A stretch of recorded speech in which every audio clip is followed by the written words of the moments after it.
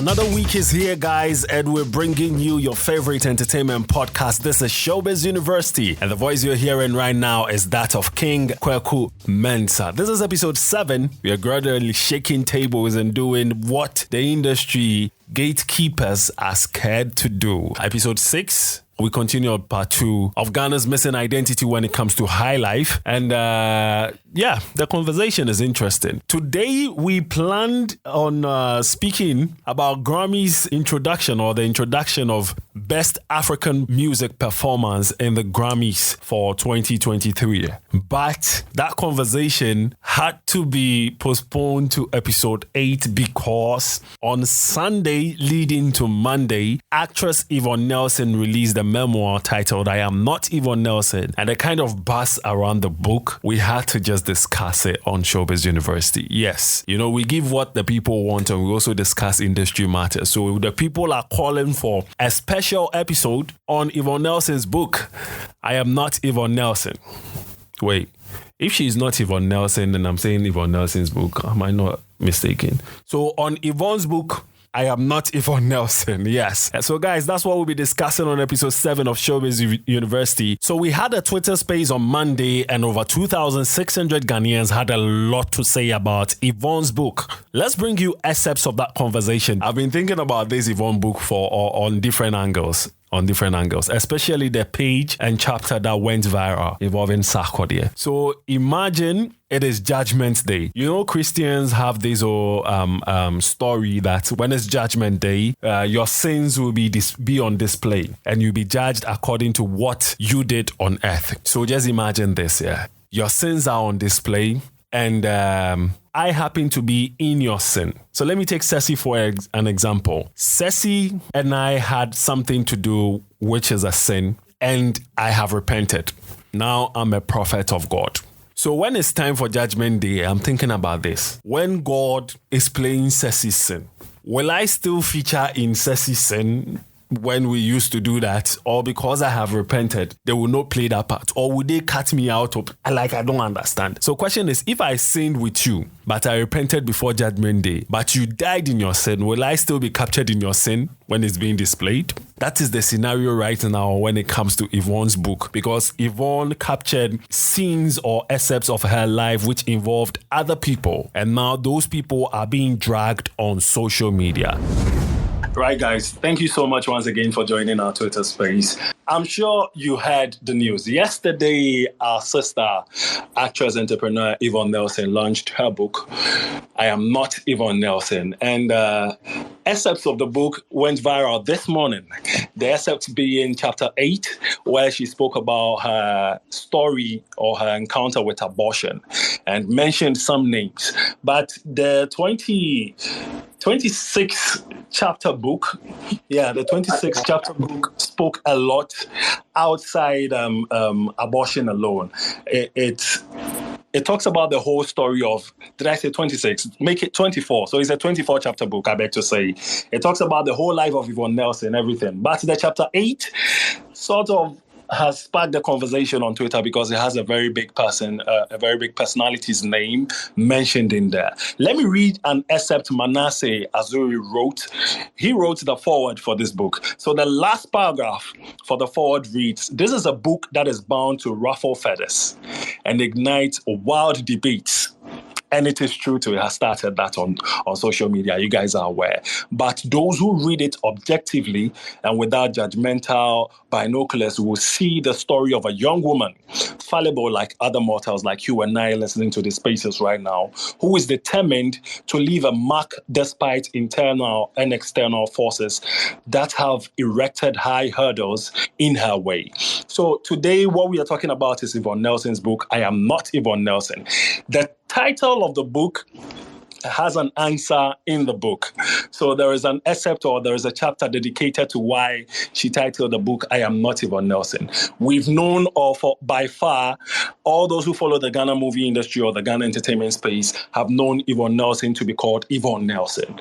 But there is a chapter dedicated to why she thinks she is not Yvonne Nelson, or why she is not Yvonne Nelson, but another individual. She's supposed to be known as another individual. When you guys buy the book and you read it, you'll find out why. But today we're talking about Yvonne Nelson versus Sarkodie. Let's just go straight to the point. So, guys, we'll open your microphones for you to share your opinion when you first saw the headlines going viral. Sarkodie impregnated me and refused responsibility, or did not take responsibility for the whole pregnancy. Let me start in-house though. When you saw the headline going viral on social media, Betty, how did you take the news? Well, I mean, it was a shocker. I mean, well, initially, I think some of the headlines I saw it, they didn't mention Sarkodie's name. And then later on, I had to dig. I really went on a digging spree on the internet, and then I found out that she explicitly mentions Sarkodie's name. Mm-hmm. And it shocked me, not because I'm thinking Sarkodie isn't capable of doing that. I don't know Sarkodie from anywhere. Again, he's a guy, he's had his life in the past, and you can tell they were young. Not to excuse whatever it is that they did or whatever it is, but they were young people. But the shocker was, did she go there? Mm-hmm. Did she go all the way? Did she go? And honestly, that actually made me want to get the book to read. So in as much as it is her personal story that she's telling, when you look at the excerpts I've seen on the internet, you realize that it's not a happy story. It's not. She's not saying this to. I don't think she's chasing clout. You don't think so? I don't think so. You can tell she's sharing her story, but again, the shocker is, she went all the way, and that took me out for a moment. Right. Let's invite others to speak to the whole issue. We have Kojo Kardashian. That's interesting. Kojo Kardashian, your mic is active now. When you saw the headlines on Twitter, I know you're on Twitter. When you saw the headlines on Twitter, how did you react to it? Kojo, you can unmute yourself and speak to us. Ghana is listening to you. All right. Hello. Hello. Yeah. Okay. You can hear us now. Okay. Great. Yeah. So, yes. It was a shock. I've been someone I've loved Yvonne from far. I've never met her before in person, but I've loved her and wanted to meet her one day and all that. But getting to know this side of her is something I've never heard before. So it was a very big shock to me personally. And I want to get the book. We want more outlet. Currently, I'm in school in Ekropon, Presbyterian College of Education, and I want to get the book. And I learned this afternoon the book is available at University of Ghana campus. We want to get the book maybe closer to us, the price and all that. We want to get more information on that. So, yeah, that's all I can say right now. Okay, Abdul Wadud, I'm making you a speaker also. But guys, let me read the excerpt where Sarkodie's name was mentioned. So it says, I had gone for a pregnancy test to confirm who becomes the most obvious of what becomes the most obvious conclusion of a sexually active young woman who misses her monthly flow. I was in the company of Karen, and when the test results was ready, I wasn't strong enough to open it. So she did and declared the verdict. Charlie, it's D-Day, she exclaimed. So on an ordinary day, I would have laughed out and that would trigger a string of jolly conversations and joke. But this was no laughing matter. It was a grim piece of information that was capable of turning my world upside down. I wasn't the only one responsible for the situation. So I called, listen to this guy. I wasn't the only one responsible for the situation. So I called the man whose potent seed had germinated in me. His name is Michael Owusu Addo, a renowned Ghanaian musician who is better known as Sarkodie. So this is where Sarkodie's name was mentioned, Betty. But I have a question. So maybe some of the speakers, Abdul, you can chime in after my question. After reading this, did it change your opinion about Sarkodie? I know the first speaker said that. Who was that? That was Kojo. Kojo said that he's known Yvonne Nelson for a while. He's followed her for a while, but this was a shocker. But I'm wondering, when you read this, did it change your opinion about Sarkodie? It would be interesting to know what the women say, what the men say on this page. Yeah, let me come in here. Of Sarkodie. Let me come in here with Yvonne. I think Yvonne has been someone who is not like sharing her secrets online and all that. So for me, something like this coming from her is a big shock to me, and I wasn't expecting it and all that. But there's some truth to it. Yvonne can't just come out and say something like this to a fellow public figure like this. That's what Kojo thinks. Kojo thinks be something like Yvonne says it. You can't joke. But Kojo, did it change your opinion about Yvonne? Sarkodie though. About Sarkodie. No, because it's normal. A lot of guys here, we've done worse things. It's because Sarkodie is a celebrity. That's why we are talking about. But a lot of us here have committed maybe 2 abortions or 3 or even more with maybe girlfriends in the past. But we are here talking about Sarkodie because he's Sarkodie. We are here talking about Yvonne because it's Yvonne. So we should, that's for me, I think it's not changing anything. They are all humans, and it's life worth living. People are living their own life, making their own mistakes. And Yvonne said she regrets doing that. So yes, there's I'm not having any change of mind about them, but they're all humans before everything. So I still love Yvonne. I still love Sarkodie. Okay, I have this question for Abdul. So if you can unmute your mic and then answer this question. If you were in Sarkodie's shoes, how would you feel about this? Hello, good evening to everyone. For me, if I was in Sarkodie's shoes, I would be disappointed. The reason being that since we've had an encounter and you are willing or you are ready to publish a book about yourself, at least you should give me a heads up. So, seeing the story, for me, it was a shocker in the beginning. But later, I realized that, we are all humans and we make mistakes. And also, in telling your story, usually there are other people also involved in your story. So you don't go around mentioning people's name when telling your story. You can tell your story by not mentioning other people's name, and your story will still be valid. So for me, I was disappointed in Yvonne by dropping Sarkodie's name, but I wasn't surprised. Anyone else who wants to tell us about how, first of all, they feel about this whole situation in terms of, Yvonne Nelson divulging this, and if you were in Sarkodie's shoes, how would you have taken this news?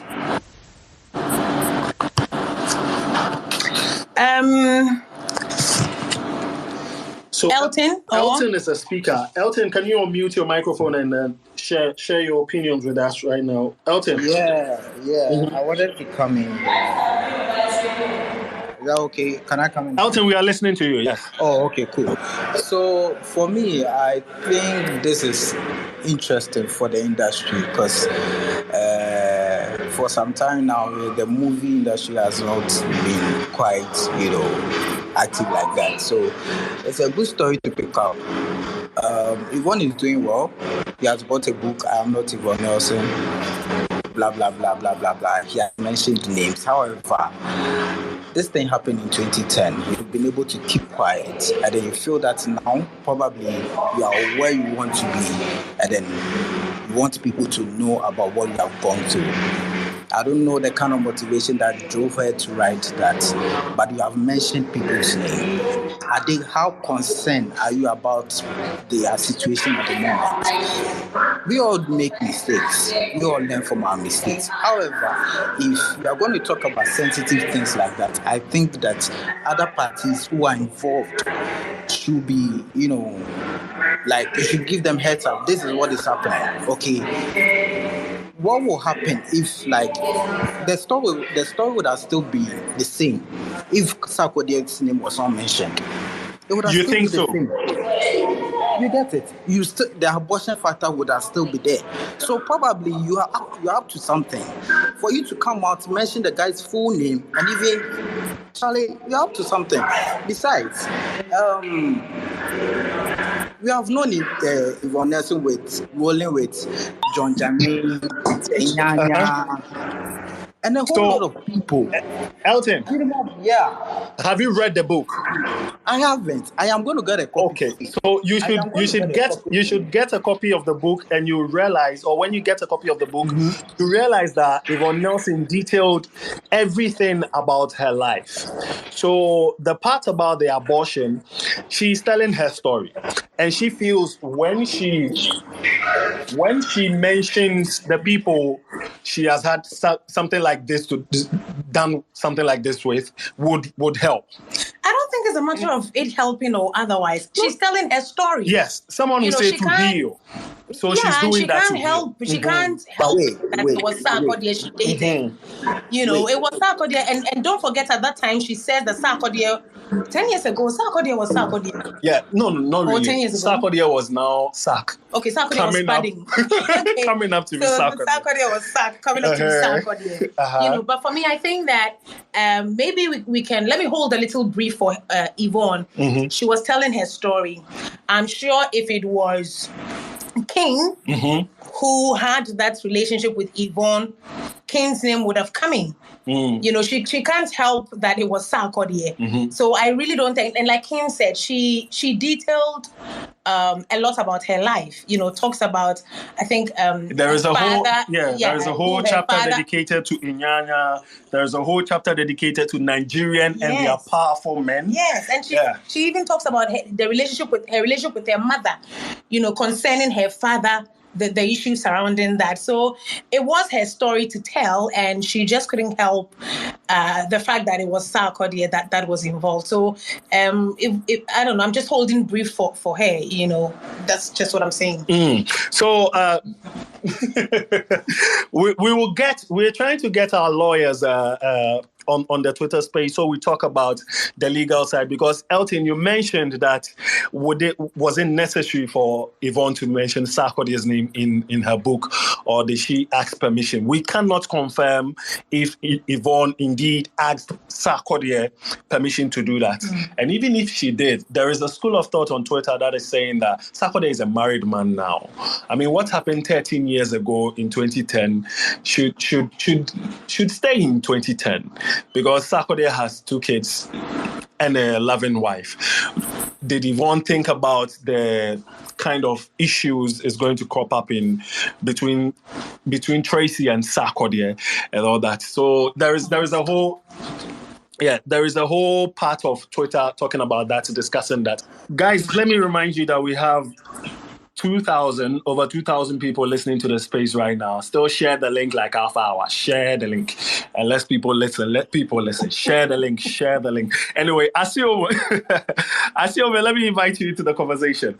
Do you think Yvonne's book right now kind of open a can of worm, and should other entertainers toe her line in telling their story? Yeah, good afternoon to everyone on the space. Very excited to be given the opportunity to speak my mind on this issue. Actually, I think what Yvonne Nelson is doing, whoever advised her to write this book, publish it, include these people, I think for commercial reasons, I think she's doing very well, because it has gotten attention. I don't know, when was the last time anyone launched a book in Ghana and had this level of attention? I can't quite remember. So for me, I think the book is doing well. As to whether she's right to have included Sarkodie or not. Me, I would say yes. Number one, if she's chasing clouds, is she making money out of it? Yes, I believe she's making a lot of money out of it. Come to think about the other side, that he's supposed to have informed Sarkodie about the content. For now, you and I don't know. Whatever is in the public domain is what she wrote in the book, and that's what we are discussing.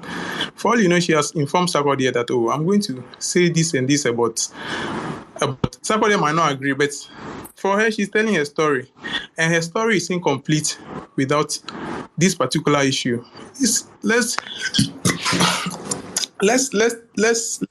not forget that this is an issue of you killing a baby in the name of somebody that you felt maybe at a point that she felt Sarkodie loved her.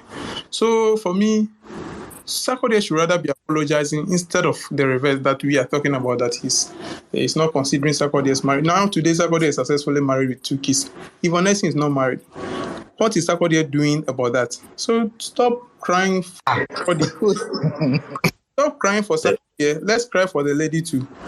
So she's got to be who she is. She's got to do what she's got to do to get this issue out. Sarkodie is not the only whose name is mentioned. You get me? Right. But, Sarkodie is Ghanaian, and that's what drove the whole conversation right now. And that's what's trending on Twitter. That's what a lot of people are talking about. Jacqueline. Jacqueline is a speaker right now. I know Jacqueline is 100% opinionated. Jacqueline doesn't. But Jacqueline, I have a question. Before you go into your submission, I have a question. The last speaker said that he thinks Sarkodie should apologize. Do you think Sarkodie should apologize? For what? For what? That's the question. That's the question I was about to ask him. What should he apologize for? Can I give you for what? Okay. Can I explain the for what? Yeah, explain yourself. Give us the for what. Okay. You are a lady. Is somebody who has had a private affair with you. Fine, we know that is your private. Between Yvonne and Sarkodie, please don't make reference to me being a lady. It is not my case. It is not my scenario. Okay, so this is something that happened. Sarkodie has moved on. He's going to marry. He's done whatever it is. And Yvonne Nelson is still a single mother. You get me? And this is something that is... If Yvonne is not making a big deal out of it, we shouldn't make a big deal out of it. What she wanted to say is what she has said. She is not saying his name in the book is not a big deal. It's a big deal for her. So consider her too. Let me tell you why she put Sarkodie's name. Let me read what she wrote in her intro to the book. She said, "In telling my story, I have made the hard decision not to sanitize it. I have told it in its raw form, knowing my society and the high moral standards by which its women are measured. It is like taking an insurable risk in an already perilous endeavor. However, I want whoever looks up to me." This is her reason for naming people and sharing her story, not anybody. "However, I want whoever looks up to me to see the whole package. I have had my low and high moments. I have done things I am proud of and things I am not. I would have never openly talked about this until I decided to write this book." This is her reason. She is sharing her story so that those that look up to her, that think she has life all figured out, all okay, all happy, know that she had gone through all of these challenges, persevered through all of these challenges, build up a production house, produce movie, owns an island, is raising a child, and is doing well for herself despite all of the things she went through. So it is not about Sarkodie. It is not about Inyanya. It is not about the politicians. It is about her experience, what she has learned out of it, and what she wants others to pick out of it in their journey. Eloquently delivered. So I'm saying that why are people saying that you shouldn't include Sarkodie? No, so I am not of that opinion. I am not arguing with you on that. I have a problem with people that are saying that. That is why I requested. I was only speaking because when they asked you your question, your responses was, "I am a woman." And I'm telling you, I am my woman. I am not Yvonne Nelson's woman. So if you are done with that, I would like to address people. I would like to address people that have an issue with why. Okay. Let me state my position here. For me, Yvonne Nelson hasn't done anything wrong. She has just told a story in the raw form as she wants it to be told, and we just have to take it like that. If Sarkodie has an issue with it, his legal advisors can advise him. But for me, I believe the lady has done what she thinks she has to do. If Sarkodie feels he's not involved, we should prove it. Simple. So, guys, we are joined by Madam Anita Asamoah. Madam Anita is a public health advocate and researcher as well. So, Madam Anita, can we have your opinion on this? Okay. Hello, everyone. Hi. We can hear you. Thank you, and thanks for the opportunity. First of all, what I would like to say is everybody is important and should be treated as such. No one is important than the other, irrespective of gender. Just because someone is a male and married doesn't make the person more important than the other. Now, the mental state of individuals are very important. You see, we don't shut people up when they are trying to open up, because a lot of us have burdens on our shoulders. The more they talk, they open up and they are free. So as a people, I think we should have this at the back of our minds and stop shutting people down when they are trying to open up. Another thing is the hypocrisy of a lot of us on the abortion. I don't understand. A lot of you are scared of pregnancy than HIV from research we've been doing in Ghana here. So a lot of abortions go on. So I've been reading the post on Twitter and Facebook, and you are all about the abortion. No, from that part of the book, I don't think she was even really about the abortion. It was the aftercare she didn't get, which was emotional to her. I think she was referring to, and this tells us that as men, that what. When you go for an abortion, you ought to go for abortion with your partner or with your wife. You should know that you should be there to give, some care and thoughts, emotionally, because it's traumatizing, though. It's very, very traumatizing. So as men, you should be there for them when you opt for abortion. Yeah. And then men also, I see that most men don't want to be mentioned in connection with any abortion. So please try as much as possible to take responsibility for your actions or wear condoms. Condoms are very cheap. That way you save yourself a lot of explanation and a lot of other stories that long stories that you would want to cut short. That is that. And then, you see, DNA testing is very readily available in Ghana. When you are in doubt, please talk with your partner and go for DNA testing. There's a reason why I'm saying this. And also, we should also know that anyone can mention our names when they are writing either their memoir, their biography, or whatever. So you should be very, very careful of your lifestyle or the kind of life you live. Because if it's false allegation, you can sue the person, but you wouldn't be able to really stop the person from mentioning your name. If I tell you that I'm writing my own story, but you were part of it, you see.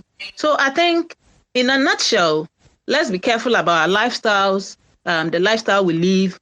Know that HIV is more deadlier than pregnancy, and let's care about the mental state of others, and not just you yourself alone. Let us stop shutting people down and thinking that people are clout chasing and they want to be famous and trend. That is why maybe they are saying their stories. Thank you very much. Thank you. Sorry, please, you said? I was saying thank you, but Senna had a question. Okay, go on, please.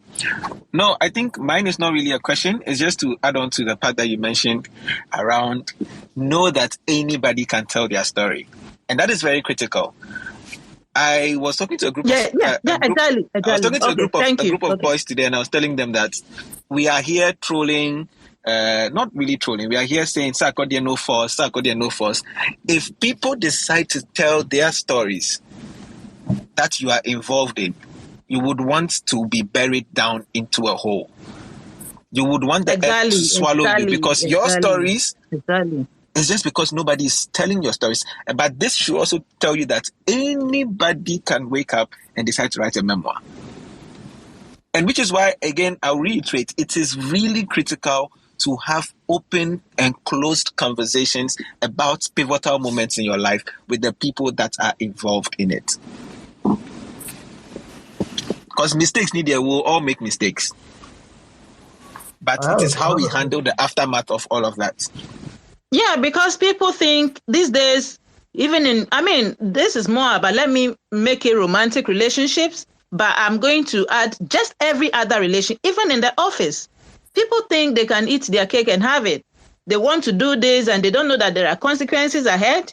In the era of phones and all that, these little gadgets all around, people can record you and all that. You just have to be careful because what you do not expect will bring you down in a minute.